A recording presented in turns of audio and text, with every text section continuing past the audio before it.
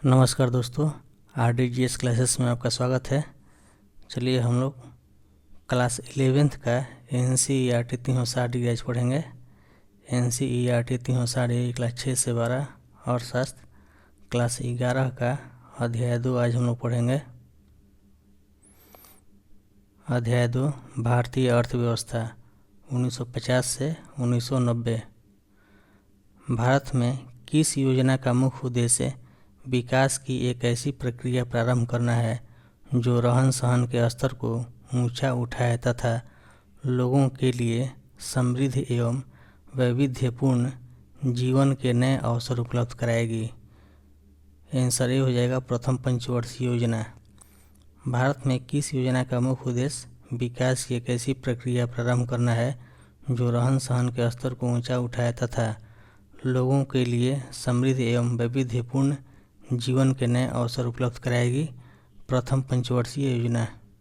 Answer हो जाएगा प्रथम पंचवर्षीय योजना।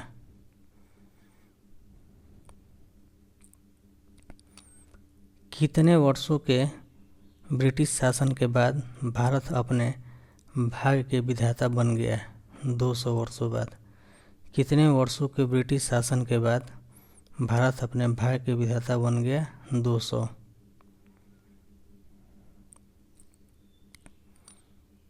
स्वतंत्र भारत के नेताओं को अन्य बातों के साथ साथ यह भी तय करना था कि हमारे देश में कौन सी आर्थिक प्रणाली सबसे उपयुक्त होगी, सर्वजन कल्याण के लिए कार्य करेगी।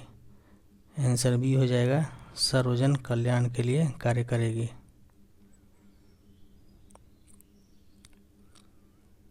जवाहरलाल नेहरू को समाजवाद का प्रतिमान सबसे अच्छा लगा, किंतु वे पक्षधर नहीं थे भूतपूर्व सोवियत संघ के नीति के। आंसर हो जाएगा भूतपूर्व सोवियत संघ के नीति के। नेहरू तथा स्वतंत्र भारत के अनेक अन्य नेताओं और चिंतकों ने मिलकर नव स्वतंत्र भारत के लिए किसके अतिवादी व्याख्या के किसी विकल्प की खोज की? पूंजीवाद, समाजवाद। दोनों हो जाएगा पूंजीवाद और समाजवाद।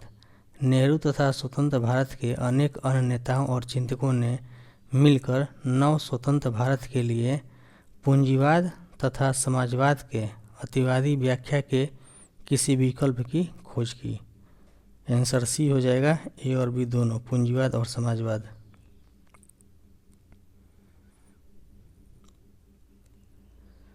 भारत एक ऐसा समाजवादी समाज होगा जिसमें सार्वजनिक क्षेत्रक एक सशक्त क्षेत्रक होगा, जिसके अंतर्गत किसका भी स्थान होगा? तो निजी संपत्ति और लोकतंत्र दोनों हो जाएगा।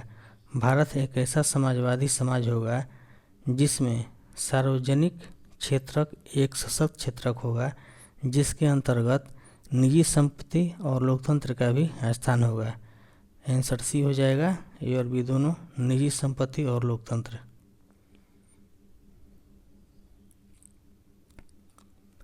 योजना आयोग की स्थापना कब की गई थी? 1950 में। आंसर ए हो जाएगा 1950।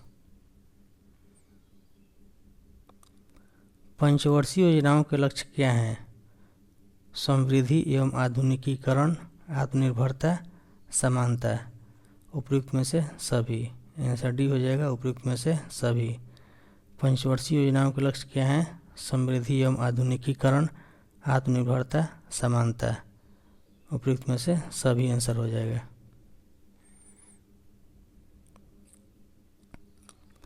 दिए गए कथनों पर विचार करें। सीमित संसाधनों के कारण प्रत्येक योजना में ऐसे लक्ष्यों का चयन करना पड़ता है जिनको प्राथमिकता दी जानी है। योजनाकारों को यह सुनिश्चित करना होता है कि यहाँ तक संभव हो समृद्धि, आधुनिकीकरण, आत्मनिर्भरता और समानता उद्देश्यों में कोई अंतर्विरोध न हो।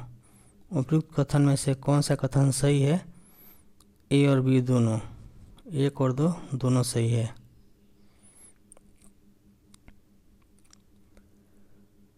सीमित संसाधनों के कारण प्रत्येक योजना में ऐसे लक्ष्यों का चयन करना पड़ता है जिनको प्राथमिकता दी जानी है। योजनाकारों को यह सुनिश्चित करना होता है कि जहाँ तक संभव हो समृद्धि, आधुनिकीकरण, आत्मनिर्भरता और समानता उद्देश्यों में कोई अंतर्विरोध न हो। 1 और 2 दोनों सही है, आंसर सी हो जाएगा, और भी दोनों।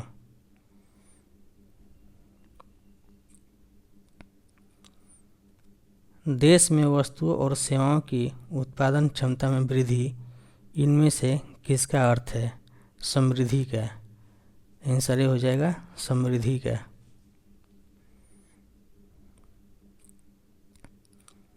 भारतीय योजनाओं के निर्माता के नाम से किसे जाना जाता है?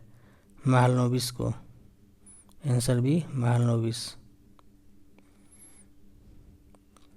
भारत की पंचवर्षीय योजनाओं के निर्माण में अनेक प्रसिद्ध विचारकों का योगदान रहा है। उनमें सांख्यिकीविद का नाम उल्लेखनीय है, प्रसाद चंद्र महालनोबिस। आंसर हो जाएगा प्रशांत चंद्र महालनोबिस।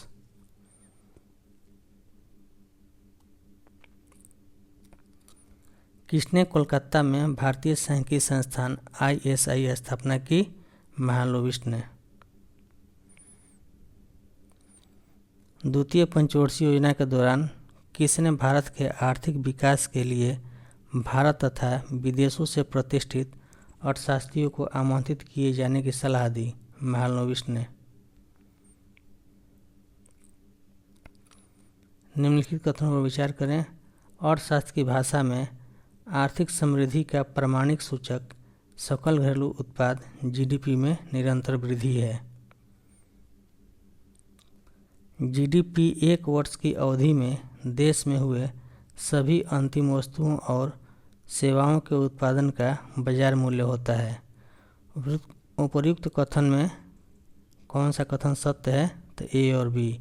1 और 2 दोनों सही है।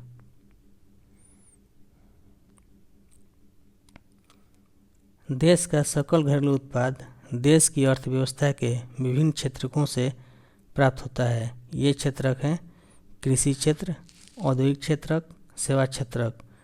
आंसर डी हो जाएगा उपयुक्त में से सभी। आधुनिकीकरण से संबंधित निम्नलिखित कथनों पर विचार करें। वस्तुओं और सेवाओं का उत्पादन बढ़ाने के लिए उत्पादकों को नई प्रौद्योगिकी अपनानी पड़ती है। नई प्रौद्योगिकी को अपनाना ही आधुनिकीकरण है। आधुनिकीकरण केवल नवीन प्रौद्योगिकी के प्रयोग तक सीमित नहीं है, बल्कि इसका उद्देश्य सामाजिक दृष्टिकोण में परिवर्तन लाना भी है। आधुनिक समाज में नारी की प्रतिभाओं का घर से बाहर बैंकों, कारखानों, विद्यालयों आदि स्थानों पर प्रयोग किया जाता है। उपयुक्त कथन में से कौन सा कथन सत्य है? आंसर डी हो जाएगा उपयुक्त में से सभी सही है।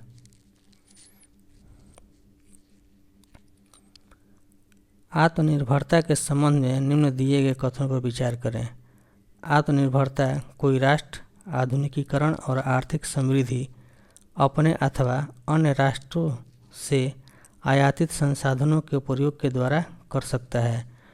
हमारी प्रथम 7 पंचवर्षीय योजनाओं में आत्मनिर्भरता को महत्व दिया गया है। आत्मनिर्भरता जिसका अर्थ है कि उन चीज़ों के आयात से बेचा जाए जिनका देश में ही उत्पादन संभव था। आत्मनिर्भरता इस नीति को विशेषकर खाद्यान्न के लिए अन्य देशों पर निर्भरता कम करने के लिए आवश्यक समझा गया।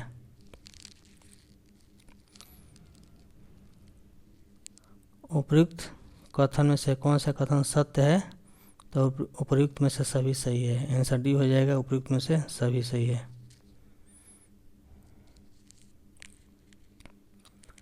समानता से तात्पर्य क्या है? प्रत्येक भारतीय को भोजन, अच्छा आवास और शिक्षा, स्वास्थ्य सेवाएं। उपयुक्त में से सभी। आंसर डी हो जाएगा उपयुक्त में से सभी। समानता से तात्पर्य क्या है? प्रत्येक भारतीय को भोजन, अच्छा आवास और शिक्षा और स्वास्थ्य सेवाएं।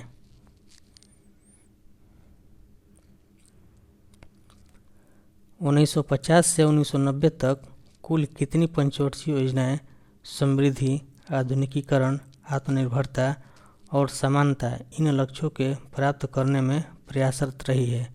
7, आंसर सी हो जाएगा 7।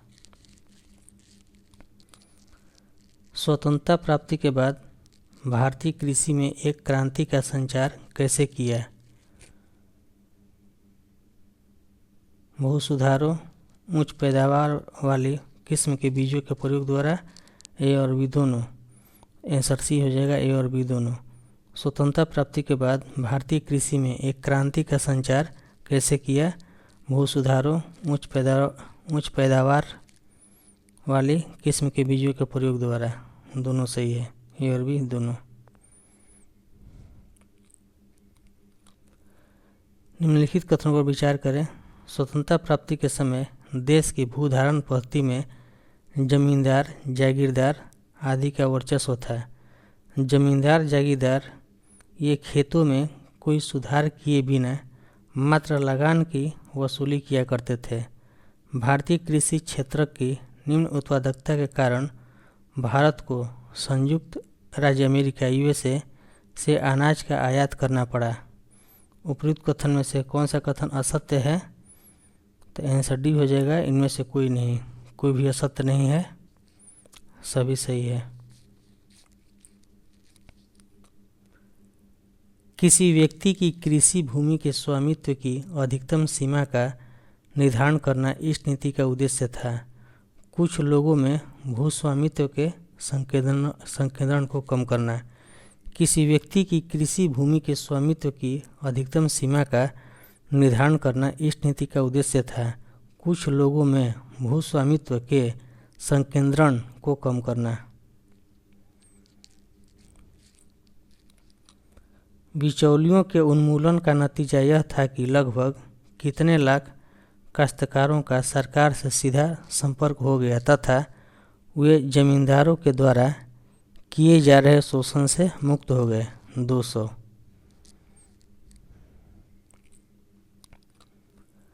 भूस्वामित्व से उन्हें उत्पादन में वृद्धि के लिए प्रोत्साहन मिला।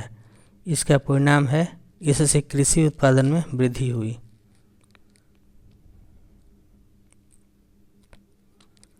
किस राज्यों में भू सुधार कार्यक्रमों को विशेष सफलता मिली? केरल, पश्चिम बंगाल, पंजाब, ए और बी दोनों। तो किस राज्यों में भू सुधार कार्यक्रमों को विशेष सफलता मिली? केरल और पश्चिम बंगाल दोनों हो जाएगा, केरल और पश्चिम बंगाल में।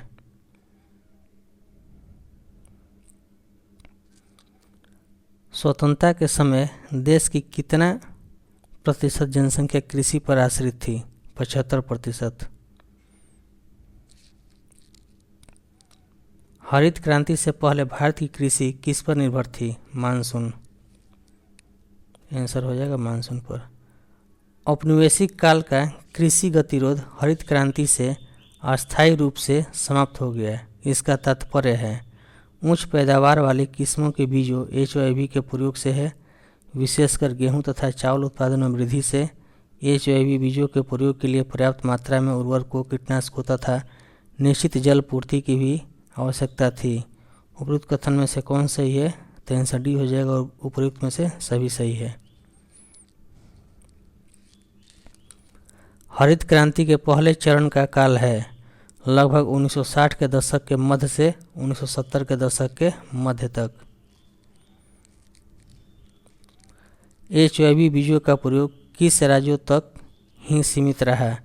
पंजाब, आंध्र प्रदेश, तमिलनाडु। उपयुक्त में से सभी। आंसर डी हो जाएगा, उपयुक्त में से सभी। पंजाब, आंध्र प्रदेश और तमिलनाडु सभी। पहली दशक में HYV बीजों का लाभ केवल किस क्षेत्रों के फसल को ही मिल पाया? तो गेहूँ। इसका आंसर हो जाएगा गेहूँ। हरित क्रांति का द्वितीय चरण का काल कब से कब तक है? 1970 के दशक के मध्य से 1980 के दशक के मध्य तक।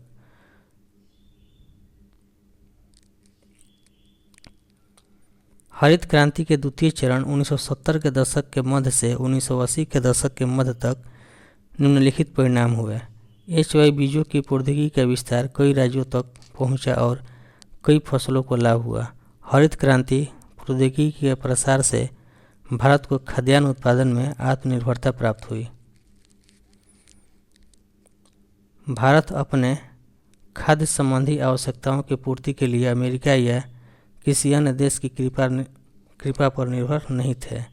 उपयुक्त कथन में से कौन सा कथन सही है? तो 1, 2 और 3 तीनों सही है। आंसर ए हो जाएगा। 1, 2, 3 सभी सही है।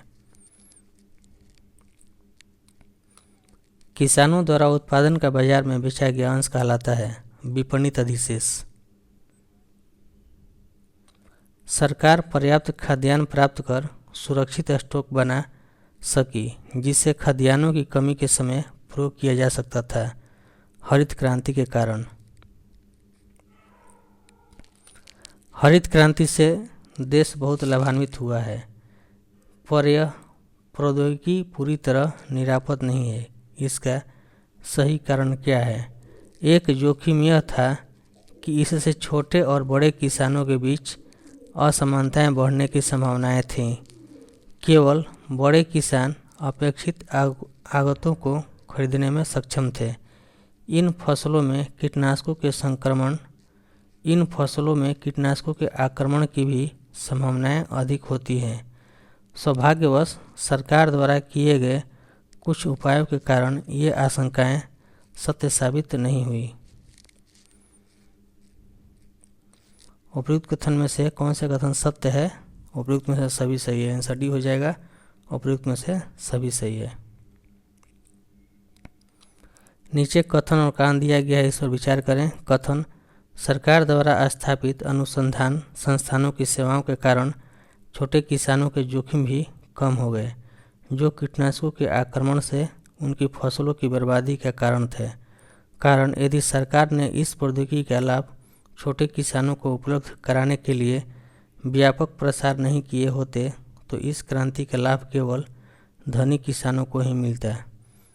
उपयुक्त में से कौन सा विकल्प सही है उसे चुनें। आंसर बी हो जाएगा। कथन और कारण दोनों सही है और कारण कथन का सही व्याख्या है। दिए गए कथन और कारण पर विचार करें। कथन: HIV प्रौद्योगिकी को अपनाने के लिए प्रोत्साहन प्रदान करने हेतु सहायता दी जानी आवश्यक थी। कारण: किसान प्रायः किसी भी नई प्रौद्योगिकी को जोखिमपूर्ण समझते हैं, अतः किसानों द्वारा नई प्रौद्योगिकी की परख के लिए सहायता आवश्यक थी। कौन सा विकल्प सत्य है? Answer C. कथन और कारण दोनों सही है और कारण कथन का सही व्याख्या है। दिए गए कथन और कारण पर विचार करें। कथन: कुछ अर्थशास्त्रियों का मत है कि एक बार प्रौद्योगिकी का लाभ मिल जाने तथा उसके व्यापक प्रचलन के बाद सहायता धीरे धीरे समाप्त कर देनी चाहिए। कारण: सहायता उद्देश्य पूरा हो गया है, यही नहीं, यद्यपि सहायता का ध्येय तो किसानों को लाभ पहुंचाना है। उपयुक्त विकल्प में से कौन सा विकल्प सत्य है? आंसर डी हो जाएगा। कथन और कारण दोनों सही है और कारण कथन का सही व्याख्या है। कृषि सहायता से संबंधित कथनों पर विचार करें। कुछ विशेषज्ञों का मत है कि सरकार को कृषि सहायता जारी रखनी चाहिए। भारत में कृषि एक बहुत ही जोखिम भरा व्यवसाय है। अधिकांश किसान बहुत गरीब हैं और सहायता को समाप्त करने से वे अपेक्षित आगतों का प्रयोग नहीं कर पाएंगे। सहायता समाप्त करने से गरीब और अमीर किसानों के बीच असमानता और बढ़ेगी तथा समता के लक्ष्य का उल्लंघन होगा। उपयुक्त कथन में से कौन सा कथन सत्य है? तो आंसर सी हो जाएगा। 1, 2, 3 सभी सही है। 1, 2 और 3 ए और बी दोनों, यानी 1, 2 और 3 सही है। जो सही उसको पढ़ते हैं। कृषि सहायता से संबंधित कथनों पर विचार करें। कुछ विशेषज्ञों का मत है कि सरकार को कृषि सहायता जारी रखनी चाहिए। भारत में कृषि एक बहुत ही जोखिम भरा व्यवसाय है। अधिकांश किसान बहुत गरीब हैं और सहायता को समाप्त करने से वे अपेक्षित आगतों का प्रयोग नहीं कर पाएंगे। तीनों सही है। बाजार में कीमतों का निर्धारण किस प्रकार होता है? वस्तुओं की उपलब्धता द्वारा। दिए गए कथन और कारण को पढ़ें और सही उत्तर को चुनें। कथन: यदि निम्न पूर्ति के कारण पानी की कीमत बढ़ जाती है तो लोग इसका उपयोग सावधानीपूर्वक करेंगे। कारण: यदि कोई वस्तु दुर्लभ हो जाती है तो इसकी कीमत बढ़ जाती है। कथन और कारण दोनों सही है और कारण कथन का सही से व्याख्या भी करता है। आंसर हो जाएगा। कृषि सहायकी समाप्त करना नहीं बल्कि ऐसे कदम उठाना है जिनसे कि केवल को ही इनका लाभ मिले। निर्धन किसानों को। कृषि सहायकी समाप्त करना नहीं बल्कि ऐसे कदम उठाना है जिनसे कि केवल निर्धन किसानों को ही इनका लाभ मिले। आंसर भी हो जाएगा निर्धन किसानों को। किस दशक के अंत तक देश में कृषि उत्पादकता की वृद्धि से भारत खाद्यान्नों में आत्मनिर्भर हो गया? 1960। किस दशक के अंत तक किस दशक के अंत तक देश में कृषि उत्पादकता की वृद्धि से भारत खाद्यान्नों में आत्मनिर्भर हो गया? 1960। देश जैसे जैसे संपन्न होता है सकल घरेलू उत्पाद में कृषि के योगदान में और उस पर निर्भर जनसंख्या में पर्याप्त कमी होती है। आंसर भी हो जाएगा पर्याप्त कमी। देश जैसे जैसे संपन्न होता है सकल घरेलू उत्पाद में कृषि के योगदान में और उस पर निर्भर जनसंख्या में पर्याप्त कमी होती है। दिए गए कथन और कारण पर विचार करें। कथन: भारत में 1950 से 1990 की अवधि में जीडीपी में कृषि के अंशदान में भारी कमी आई है। कारण: भारत में 1950 से 1990 की अवधि में कृषि पर निर्भर जनसंख्या के अनुपात में कोई कमी नहीं आई। उपयुक्त विकल्प में से कौन से विकल्प सही है? तो आंसर डी हो जाएगा। कथन और कारण दोनों सही है और कारण कथन का सही सही व्याख्या भी करता है। भारत में 1950 से 1990 के अवधि में कृषि निर्भरता पर जनसंख्या के अनुपात में कोई कमी नहीं आई। इसका कारण क्या है? उद्योग क्षेत्रक और सेवा क्षेत्रक कृषि क्षेत्रक में काम करने वाले लोगों को नहीं खपा पाए। अनेक अर्थशास्त्री इसे 1950 से 1990 के दौरान अपनाई गई नीतियों की विफलता मानते हैं। जनसंख्या बहुत अधिक बढ़ गई थी। उपयुक्त कथन में से कौन सा कथन गलत है? तो केवल 3 गलत है। जनसंख्या बहुत अधिक बढ़ गई थी।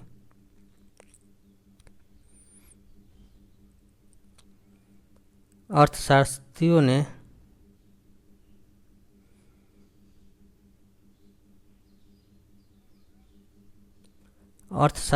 ऐसा पाया है कि निर्धन राष्ट्र तभी प्रगति कर पाते हैं जब उनमें अच्छे औद्योगिक क्षेत्रक होते हैं। आंसर ये हो जाएगा अच्छे औद्योगिक क्षेत्रक। अर्थशास्त्रियों ने ऐसा पाया है कि निर्धन राष्ट्र तभी प्रगति कर पाते हैं जब उनमें अच्छे औद्योगिक क्षेत्रक होते हैं। निम्नलिखित कथनों पर विचार करें। अर्थशास्त्रियों ने ऐसा पाया है कि निर्धन राष्ट्र तभी प्रगति कर पाते हैं जब उनमें अच्छे औद्योगिक क्षेत्रक होते हैं। उद्योग रोजगार उपलब्ध कराते हैं और यह कृषि में रोजगार की अपेक्षा अधिक स्थायी होते हैं। उद्योग आधुनिकीकरण और समग्र समृद्धि को बढ़ावा मिलता है। उपयुक्त कथन में से कौन सा कथन सही है? तो 1, 2 और 3 तीनों सही है।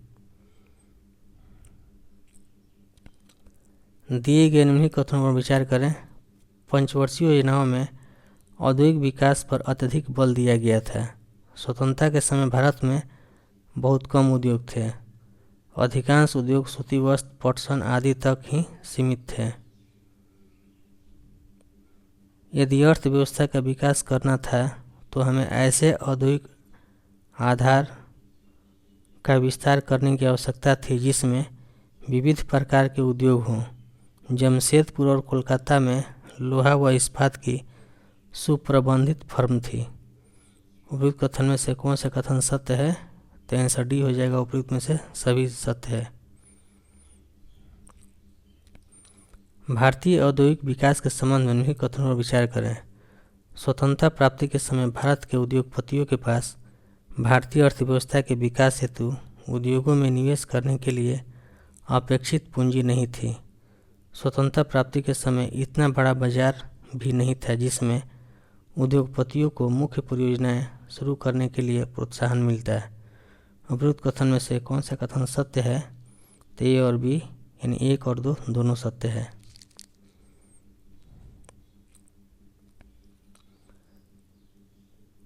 भारतीय अर्थव्यवस्था को समाजवाद के पथ पर अग्रसर करने के लिए द्वितीय पंचवर्षीय योजना में यह निर्णय लिया गया कि सरकार अर्थव्यवस्था में बड़े तथा भारी उद्योगों का नियंत्रण करेगी। आंसर ए हो जाएगा बड़े तथा भारी उद्योगों का नियंत्रण। भारतीय अर्थव्यवस्था को समाजवाद के पथ पर अग्रसर करने के लिए द्वितीय पंचवर्षीय योजना में यह निर्णय लिया गया कि सरकार अर्थव्यवस्था में बड़े तथा भारी उद्योगों का नियंत्रण करेगी।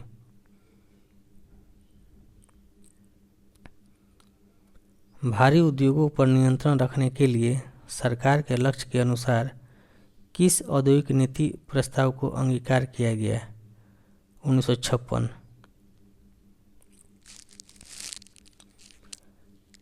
किस औद्योगिक नीति प्रस्ताव को द्वितीय पंचवर्षीय योजना का आधार बनाया गया? औद्योगिक नीति प्रस्ताव 1956।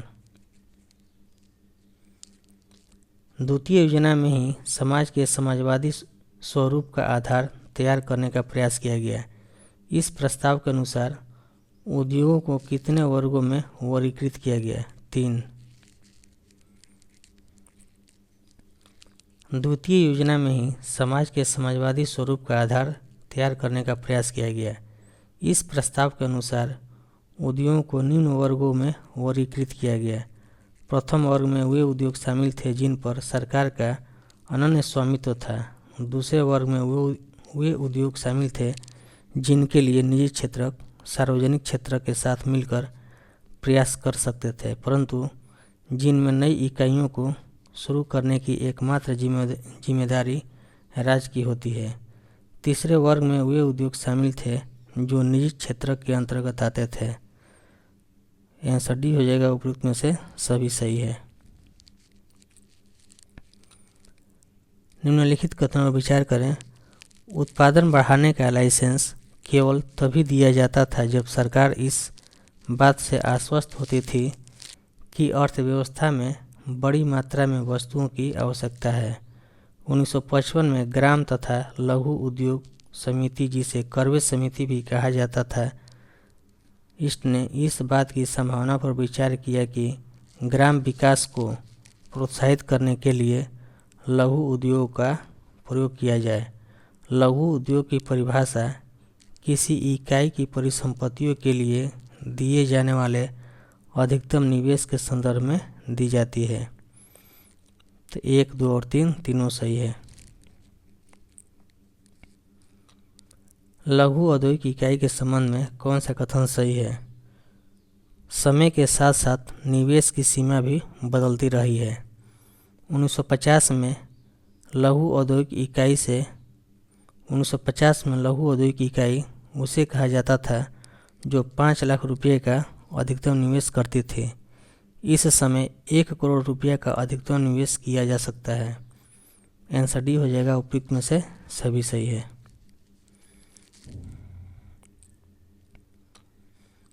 दिए कथन पर विचार करें। ऐसा माना जाता था कि लघु उद्योग अधिक श्रम प्रधान होते हैं। लघु उद्योग बड़ी औद्योगिक फर्मों के साथ प्रतिस्पर्धा नहीं कर सकते हैं। अनेक उत्पादों को लघु उद्योग के लिए आरक्षित कर दिया गया। उपयुक्त कथन में से कौन सा कथन सही है? तो आंसर डी हो जाएगा उपयुक्त में से सभी सही है। निम्नलिखित कथनों पर विचार करें। भारत द्वारा अपनाई गई औद्योगिक नीति व्यापार नीति से घनिष्ठ रूप से संबंध थी। प्रथम 7 पंचवर्षीय योजनाओं में व्यापार की विशेषता अंतर्मुखी व्यापार नीति थी। प्रशुल्क आयातित वस्तुओं पर लगाया गया कर है। प्रशुल्क लगाने पर आयातित वस्तुएं अधिक महंगी हो जाती हैं, जो वस्तुओं के प्रयोग को हतोत्साहित करती हैं। कोटे में वस्तुओं की मात्रा निर्दिष्ट की होती है जिन्हें आयात किया जा सकता है। प्रशुल्क और कोटे का प्रभाव यह होता है कि उनसे आयात प्रतिबंधित हो जाते हैं और उनसे विदेशी प्रतिस्पर्धा से देसी फर्मों की रक्षा होती है। उपयुक्त कथन में से कौन सा कथन असत्य है? तो आंसर डी हो जाएगा, इनमें से कोई नहीं। कोई भी असत्य नहीं है, सभी सत्य है। दिए गए कथन और कारण पर विचार करें। कथन है, संरक्षण की नीति इस धारणा पर आधारित था कि विकासशील देशों के उद्योग अधिक विकसित देशों द्वारा उत्पादित वस्तुओं से प्रतिस्पर्धा करने की स्थिति में नहीं था। कारण, यदि घरेलू उद्योगों का संरक्षण किया जाता है तो समय के साथ हुए प्रतिस्पर्धा करना भी सीख लेंगे। उपयुक्त में से कौन सा विकल्प सत्य है? आंसर ए हो जाएगा। कथन और कारण दोनों सही है और कारण कथन का सही व्याख्या करता है।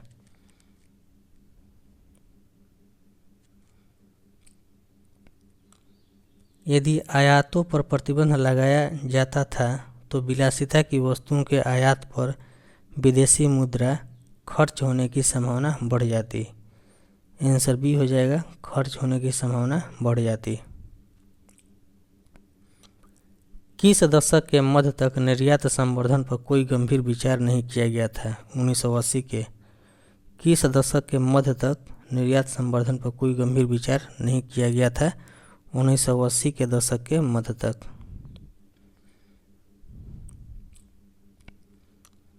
जीडीपी से उद्योगों में हिस्सेदारी में विकास का एक महत्वपूर्ण सूचक है बढ़ोतरी। जीडीपी से उद्योगों में हिस्सेदारी में बढ़ोतरी विकास का एक महत्वपूर्ण सूचक है। आंसर बी हो जाएगा, बढ़ोतरी।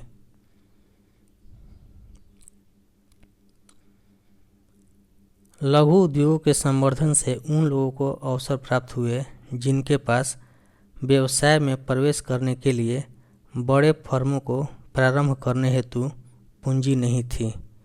आंसर ए हो जाएगा, बड़े फर्मों को प्रारंभ करने हेतु पूंजी नहीं थी। लघु उद्योगों के संवर्धन से उन लोगों को अवसर प्राप्त हुए जिनके पास व्यवसाय में प्रवेश करने के लिए बड़े फर्मों को प्रारंभ करने हेतु पूंजी नहीं थी।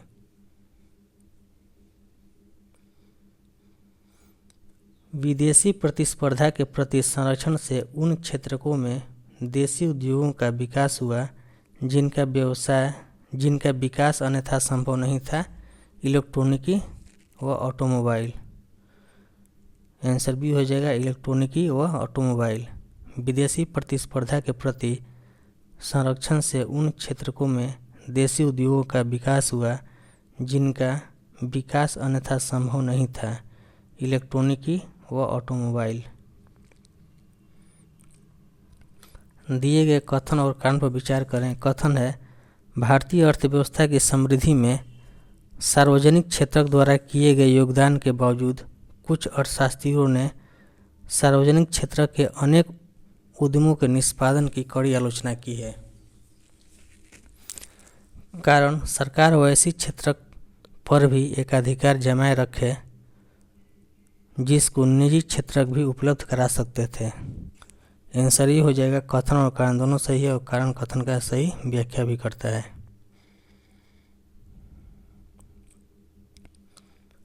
सार्वजनिक क्षेत्र द्वारा किए गए योगदान के बावजूद कुछ अर्थशास्त्रियों ने सार्वजनिक क्षेत्र के अनेक उद्यमों के निष्पादन की कड़ी आलोचना की है। क्यों? सरकारी उद्यमों ने कुछ वस्तुओं एवं सेवाओं का उत्पादन जारी रखा जिनकी कोई आवश्यकता नहीं थी।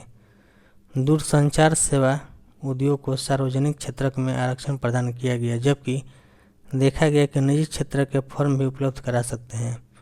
1990 के दशक के अंत तक भी प्रतिस्पर्धा न होने के कारण व्यक्ति को टेलीफोन कनेक्शन लेने में लंबे समय तक प्रतीक्षा करनी पड़ती थी। आंसर डी हो जाएगा, उपयुक्त में से सभी सत्य है। किसी उद्योग को शुरू करने के लिए आवश्यक लाइसेंस का कुछ औद्योगिक घरानों द्वारा दुरुपयोग किया गया। बड़े उद्योगपति नई फर्म शुरू करने के लिए नए प्रतिस्पर्धियों को रोकने के लिए लाइसेंस प्राप्त कर लेते थे। परमिट लाइसेंस राज्य के अत्यधिक नियमन के कारण कुछ फर्में कार्यकुशल बन पाई। उपयुक्त कथन में से कौन असत्य है? तो एक और तीन असत्य है। किसी उद्योग को शुरू करने के लिए आवश्यक लाइसेंस का कुछ औद्योगिक घरानों द्वारा दुरुपयोग किया गया। जो सत्य है उसको पढ़ते हैं। नए प्रतिस्पर्धियों को रोकने के लिए लाइसेंस प्राप्त कर लेते थे। कौन कौन सा गलत है? तो बड़े उद्योगपति नई फर्म शुरू करने के लिए परमिट लाइसेंस राज्य के अत्यधिक नियमन के कारण कुछ फर्में कार्यकुशल बन पाई, ये दोनों गलत है। बाकी एक सही है, नए प्रतिस्पर्धियों को रोकने के लिए लाइसेंस प्राप्त कर लेते थे। नीचे दिए कथन और कारण पर विचार करें। कथन है विदेशी प्रतिस्पर्धा से संरक्षण की आलोचना भी इस आधार पर की जा रही है कि यह उस स्थिति के बाद भी जारी रहा जब यह सिद्ध हो चुका था कि इससे लाभ के स्थान पर नुकसान अधिक होगा। कारण आयातों की प्रतिस्पर्धा ने हमारे उत्पादकों को और अधिक दक्ष बनने को बाध्य किया। उपरोक्त कथन में से बताना है कौन सा विकल्प सही है। आंसर सी हो जाएगा। कथन और कारण दोनों सही है और कारण कथन का सही व्याख्या भी करता है।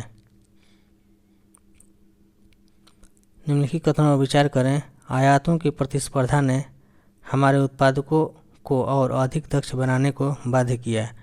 कुछ अर्थशास्त्रियों का भी मत है कि सार्वजनिक क्षेत्र का प्रयोजन लाभ कमाना नहीं है बल्कि राष्ट्र के कल्याण को बढ़ावा देना है। सार्वजनिक क्षेत्र की फर्मों का मूल्यांकन जनता के कल्याण के आधार पर किया जाना चाहिए। 1, 2 और 3 तीनों सही है। नई आर्थिक नीति कब प्रारंभ की गई? 1991 में। दिए गए कथन पर विचार करें। प्रथम 7 पंचवर्षीय योजनाओं के दौरान भारतीय अर्थव्यवस्था की प्रगति उल्लेखनीय रही। हमारे उद्योग स्वतंत्रता प्राप्ति के समय की स्थिति की तुलना में विविधतापूर्ण हो गए। हरित क्रांति के परिणाम स्वरूप भारत खाद्य उत्पादन में आत्मनिर्भर बन गया। भूमि सुधारों का परिणाम यह हुआ कि घृणित जमींदारी प्रथा का उन्मूलन हो गया। उपरोक्त कथन में से कौन गलत है? तो आंसर डी हो जाएगा। इनमें से कोई नहीं, कोई भी कथन गलत नहीं है, सभी सत्य है। निम्नलिखित कथनों पर विचार करें। औद्योगिक क्षेत्र में अनेक अर्थशास्त्री सार्वजनिक क्षेत्र के उद्यमों के निष्पादन से असंतुष्ट थे। अतिशय सरकारी नियमन के कारण उद्यम वृत्ति अवरुद्ध हो गई। आत्मनिर्भरता के नाम पर भारतीय उत्पादकों का संरक्षण विदेशी प्रतिस्पर्धा से किया गया और इससे उन्हें उनके द्वारा उत्पादित वस्तुओं की गुणवत्ता में सुधार करने की प्रेरणा नहीं मिली। भारतीय नीतियाँ अंतर्मुखी थी, उससे एक सशक्त निर्यात क्षेत्र विकसित करने में विफल रहे। उपयुक्त कथन में से कौन सा सही है? तो आंसर सी हो जाएगा। 1, 2, 3, 4 सभी सही है।